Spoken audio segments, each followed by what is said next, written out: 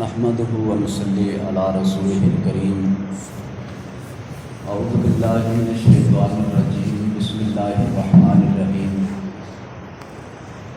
آج ہم گفتگو کریں گے طلاق کے مسئلہ پر۔ پچھلے دنوں میں نکاح کے متعلق اہم باتیں آپ کے سامنے پیش کی ہیں۔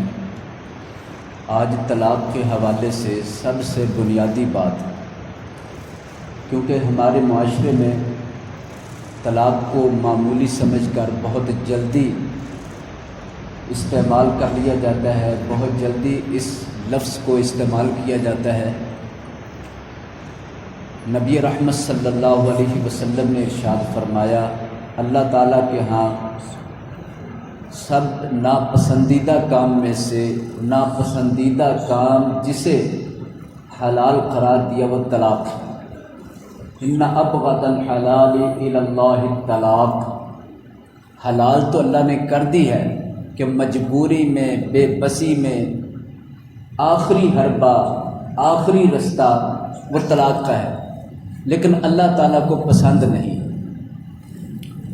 اگر یہ اسلامی تعلیم ذہن میں ہو تو ایک بندہ مومن یقیناً بچنے کی کوشش کرے گا کہ میرے رب کو یہ پسند نہیں تو میں بچ ہی جاؤں، گزارا کر لے گا، کسی طریقے سے اپنا گزر بسر چلا جائے گا، مشکل تنگی اسے بھی برداشت کر جائے گا، لیکن طلاق کی نوبت تک نہیں پہنچے گا، بہت کم ہوگا۔ دوسری بات، نبی صلی اللہ علیہ وسلم کی یہ بھی تلقین ہے کہ اگر عورتوں کی طرف سے کوئی ناپسندیدہ بات ہو، ناپسندیدہ عادت ہو، اسے برداشت کرو، بہت برداشت کرو، اس لیے کہ اسی طرح تم ان کے ساتھ گزر بسر کر سکتے ہو۔ یہ پسلی سے پیدا کی گئی وہ ٹیڑھی ہوتی ہے، تم اس کو سیدھا کرنے کے در پہ ہوگے تو توڑ بیٹھو گے، اسی طرح رکھو گے تو وہ ٹیڑھی رہے گی، لہٰذا سیدھی کرنے کی صرف کوشش کرنی ہے، سیدھا کر نہیں سکتے۔ یہ ساری تعلیمات یہ بتا رہی ہیں کہ طلاق کا فیصلہ، اس میں جلد بازی کسی صورت نہیں ہونی چاہیے، لیکن طلاق کے جتنے بھی کیس پیش آ رہے ہیں 100 میں سے 98% یا 99% وہ جلد بازی کے کیس ہیں۔ کوئی ایک کیس ہوگا 100 میں سے جو سوچ سمجھ کر اختیار کیا گیا ہو، شریعت کے مطابق اختیار کیا گیا ہو، تو پھر ضرورت اس بات کی ہے کہ اس معاشرے کو دین کی تعلیم دی جائے، دینی معلومات فراہم کی جائے، قرآن کی باتیں بتائی جائیں۔ حالانکہ اس مسئلہ پر قرآن میں ایک مکمل سورہ موجود ہے جس کا نام ہی سورہ طلاق ہے، اور پہلی آیت کے اندر ہی اتنی زیادہ باتیں وضاحت سے بیان کر دی گئی ہیں کہ ساری سورہ پڑھنے کی بھی ضرورت پیش نہیں آتی۔ سورہ طلاق کی پہلی آیت ہی پڑھ لی جائے تو تقریباً طلاقیں نہیں ہوتی، یا کہہ لیں طلاقوں کے بعد معاملے بگڑتے نہیں بلکہ سمر جائیں گے، طلاق ہونے کے باوجود بھی معاملہ سلجھ جائے گا۔ لیکن ہمارے یہ ہوتا ہے، ایک تو طلاق جلد بازی میں، پھر اس کے بعد آگے مزید فساد اور خرابی دونوں خاندانوں میں شروع ہو جاتی ہے، پھر وہ رکنے کا، تھمنے کا، ٹھہرنے کا نام نہیں لیتی، اسی طرح پھر ایک دوسرے کے خلاف چلتے چلے جاتے ہیں۔ آئیے ہم اللہ تعالیٰ سے رہنمائی لیتے ہیں۔ سورۃ النساء آیت نمبر 35 میں اللہ تعالیٰ فرماتے ہیں، اگر تمہیں اپنی عورتوں سے کسی قسم کی کوئی شکایت اور کوئی مسئلہ اور کوئی پریشانی بن جائے، فَاعِظُوهُنَّ، سب سے پہلا درجہ یہ ہے کہ آپ انہیں واعظ کرو، نصیحت کرو، سمجھاؤ۔ سب سے پہلا درجہ سمجھانا ہے کہ مجھے اس بات پر یہ تنگی ہے، یہ الجھن ہے، اسے رفع کیا جائے۔ وہ عادت ہے یا کوئی کام ہے یا کوئی بھی وجہ ہے، اگر وہ سمجھانے سے باز نہ آئے، وَاهْجُرُوهُنَّ فِي الْمَضَاجِعِ، ان کو ان کے بستر میں چھوڑ دو، ان سے الگ ہو جاؤ۔ سمجھدار عورت ہوگی تو وہ اپنے خامد کی اس طرح دوری اور علیحدگی کو پسند نہیں کرے گی، وہ سمجھ جائے گی کہ میرا خامد مجھ سے دور ہو رہا ہے، لہذا میں اپنی عادت کو، روش کو، طریقے کو بدل لوں جو اسے پسند نہیں ہے، اگر وہ اس سے بھی نہ سمجھے تو اس کا مطلب ہے کہ وہ خامد کی دوری یا خامد کی علیحدگی پر بھی کچھ سنجیدہ نہیں ہوئی، تو اللہ تعالیٰ فرماتے فَضْرِبُوهُنَّ، پھر تم انہیں مارو۔ تیسرا درجہ بتایا مارنے کا، اور مار کے بارے میں نبی صلی اللہ علیہ وسلم نے فرمایا ایسی مار ہو جس کا نشان نہ پڑے۔ مقصد ایسی مار ہے جس سے صرف ناراضگی ظاہر کرنا ہے، اپنا غصہ ظاہر کرنا ہے، باقی مارنے کی اس طرح اجازت نہیں جس طرح کوئی اپنے غلام کو یا اپنے جانور کو مارنے لگ جاتا ہے۔ اس بات کی سختی سے مذمت احادیث مبارکہ میں آئی۔ ہلکا پھلکا مارنا یہ تیسرا درجہ ہے۔ پھر اللہ تعالیٰ فرماتے فَإِنْ أَطَعْنَ، اگر وہ تمہارا کہنا ماننے لگ جائے، فَلَا تَبْغُوا عَلَيْهِنَّ سَبِيلًا، پھر کوئی رستہ اور نہ ان پر آزماؤ، کوئی طریقہ نہ آزمانے لگ جاؤ۔ وہ ٹھیک ہو جائیں تم بھی ان کے ساتھ ٹھیک ہو جاؤ، معاملے کو رفع دفع کر دو، بھول جاؤ جو پہلے ہو چکا ہے، بالکل اچھی زندگی بنا لو۔ یہ تھا طریقہ، یہاں تک کہ تین پہلے یہ درجے پورے کیے جائیں۔ اللہ تعالیٰ فرماتے ہیں اگر مار کھا کر بھی وہ نہ درست ہو تو پھر تمہیں اس بات کا ڈر ہو کہ اب ہمارے اندر آپس میں رہنے کی موافقت نہیں ہو سکتی، تو پھر ایک حکم، ایک ثالث عورت کی طرف سے، ایک ثالث مرد کی طرف سے، وہ بیٹھ کر اپنے اپنے تقاضے کی بات کریں گے، کیونکہ میاں بیوی آپس میں ایک دوسرے کو سمجھا نہیں سکے، منا نہیں سکے، اب دونوں کی طرف سے ایک ایک وکیل ہوگا، ایک ایک ثالث ہوگا، ایک ایک حکم ہوگا، وہ آپس میں بیٹھ کے بات کریں گے۔ ان یریدا اصلاحا یوفق اللہ بینہما، اگر ان دونوں کی یہ نیت ہو کہ ان کی صلح کروانی تو اللہ توفیق بھی دے دے گا، صلح ہو جائے گی۔ یہ ہے چوتھا درجہ، ابھی تک طلاق نہیں آ رہی درمیان میں۔ اگر یہ چار طریقے آزمائے جائیں تو طلاق ہو ہی نہیں سکتی، نوبت ہی نہیں آتی۔ لیکن یہاں یہ بات ہے، جھگڑے میں غصہ آیا کسی بات پر، سمجھنا، سمجھانا، علیحدہ ہونا، مارنا، یا پھر حکم مقرر کر کے ایک دوسرے سے گفتگو کر کے معاملہ حل کرنا تو چھوڑ دیا جاتا ہے، اسی وقت طلاق کی گردان چلا دی جاتی ہے۔ یہ اتنی زیادہ ناسمجھی ہے کہ یہ طلاق ہے، یہ کوئی ایسی بات تو نہیں جو تحفہ دے رہے ہو تم ایک دوسرے کو، یہ کوئی اچھی بات تو نہیں ہے۔ اللہ تعالیٰ نے اس معاملے کو پسند نہیں فرمایا، لہذا فرمایا کہ اگر وہ حکم آپس میں کوئی معاہدہ طے کر لیں، اس کی پاسداری کر کے صلح ہو جائے۔ پھر 5ویں نمبر پر فرمایا اگر یہ بھی نہیں ہوتا تو پھر جدائی کے لیے وہ ایک دوسرے کو بتا دے، کوئی صورت بھی کامیاب نہیں ہوتی تو پھر طلاق کی طرف قدم بڑھے گا۔ تو اللہ تعالیٰ نے طلاق کا طریقہ بھی بتایا ہے۔ طلاق کے سلسلے میں سورہ طلاق کی پہلی آیت میں ارشاد فرمایا اذا طلقتم النساء فطلقوهن لعدتهن، طلاق عدت کے اندر دی جائے۔ مطلب یہ ہے کہ طلاق دینی ہو تو ایام مخصوصہ میں طلاق نہ دی جائے، پاک ایام میں دی جائے۔ تو جو شخص اس بات کو سامنے رکھے گا تو وہ مزید رک جائے گا، اور اسی طرح اس بات پر بھی غور کرنا ہے کہ اگر وہ طلاق دینا ہی چاہتا ہے تو بس ایک طلاق دے گا، پاگلوں کی طرح طلاق کے لفظ کو بولتا ہی نہیں جائے گا۔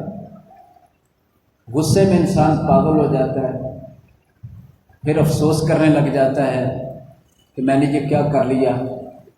تو شریعت ان کاموں سے روکتے ہوئے ایک بہت بڑا قدم اٹھا کر جب وہ طلاق کا فیصلہ کرنے لگا ہے تو اس نے اس فیصلے کا اللہ کے ہاں جواب بھی دینا۔ جو وہ کرنے لگا ہے سوچ کر، سمجھ کر، غور کر کے پھر اس قدم کو اٹھائے۔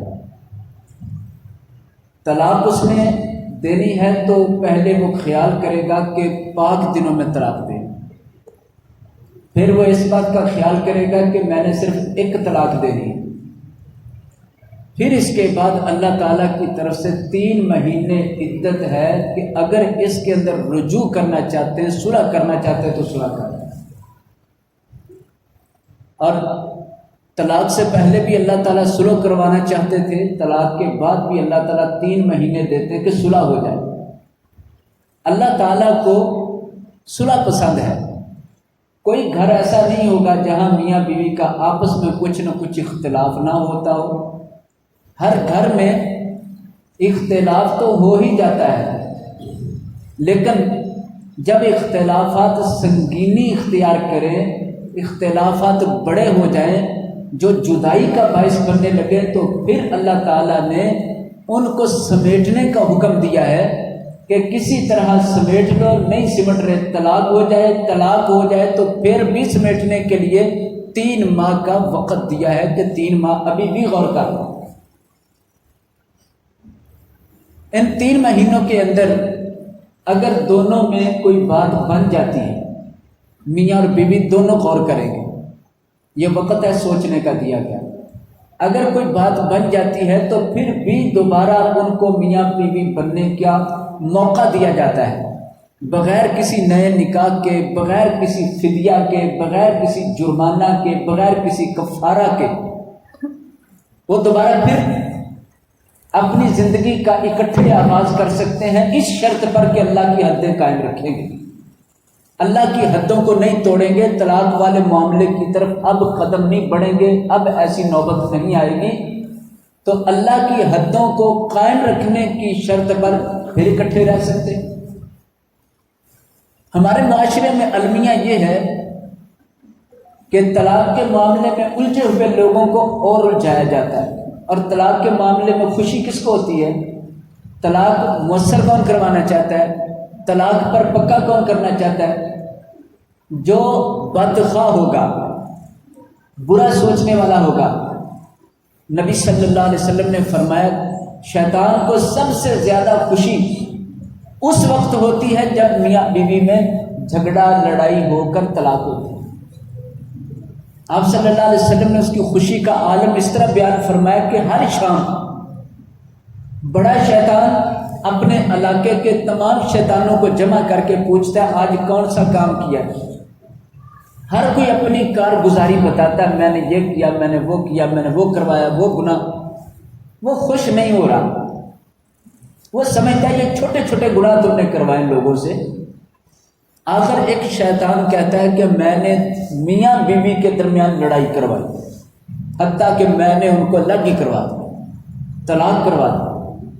یہ بڑا شیطان ان کا سردار اس شیطان کو خوشی سے سینے سے لگاتا ہے اور اسے دھمکی دیتا ہے، شاباش دیتا ہے اور کہتا ہے تو نے سب سے بڑا کام کیا ہے، یہ 2 افراد نہیں اب 2 خاندانوں کے درمیان فساد کھڑا ہوگا۔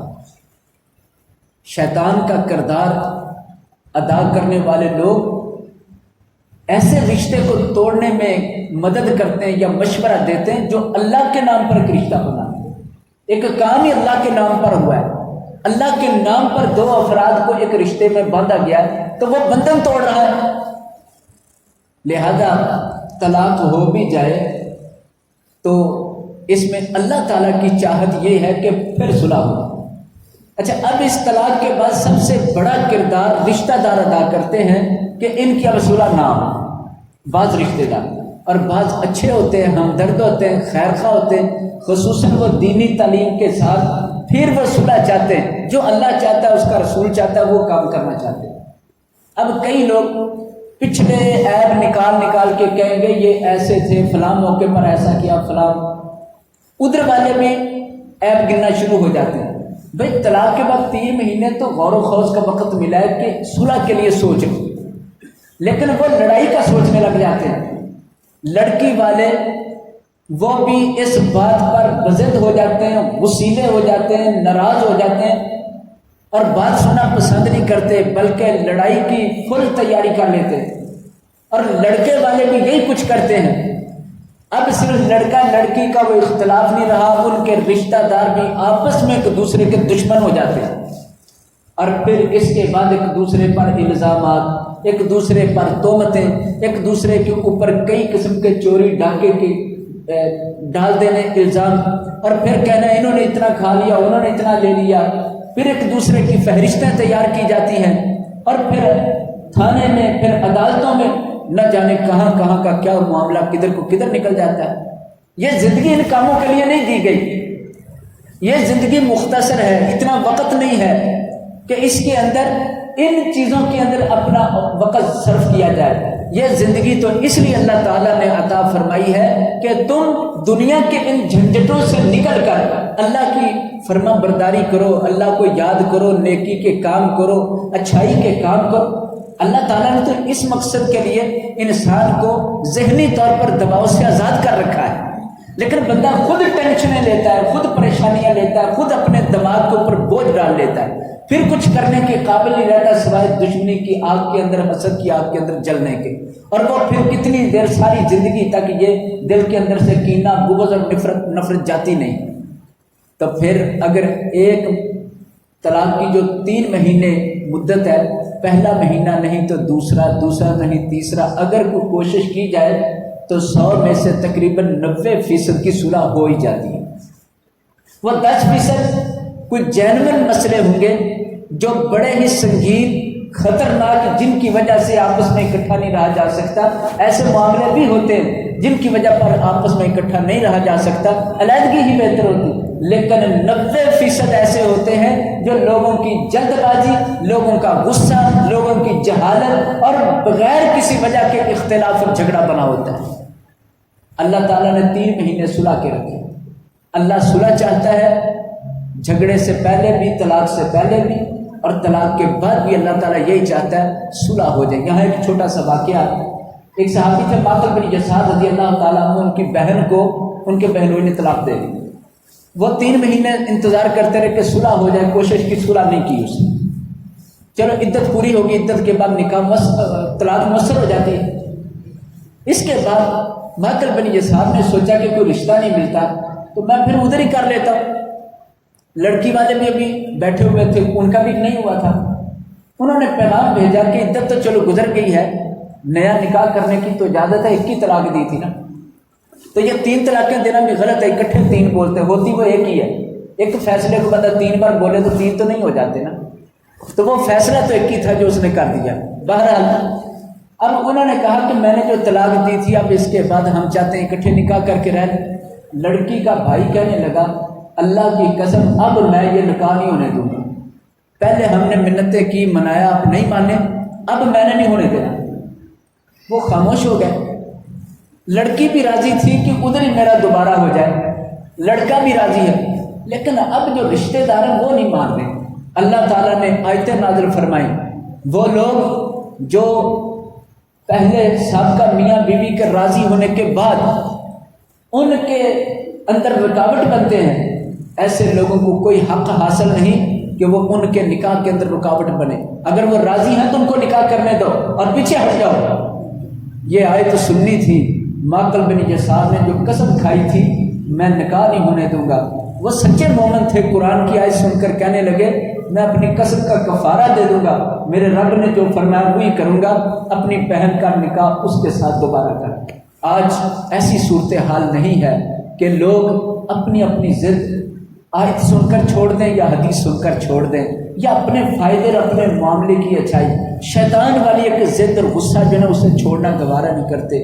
قرآن غصے کو کم کرتا ہے، عقل مند بناتا ہے، حدیث انسان کو دنا بناتی ہے، سیدھا رستہ دکھاتی ہے۔ اللہ تعالی ہمیں قرآن و سنت کے مطابق عمل کی توفیق